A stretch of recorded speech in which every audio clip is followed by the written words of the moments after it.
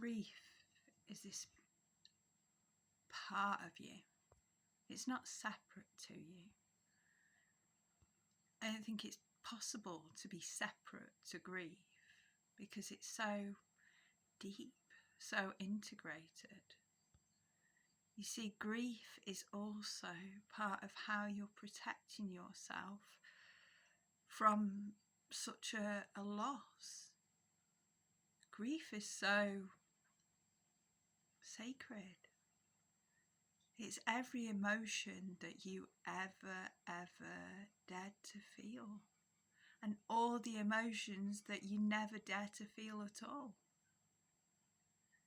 Grief is just so intimate and so personal. You can grow with grief, and you can change and evolve with grief. Grief changes form, but it will always be with you.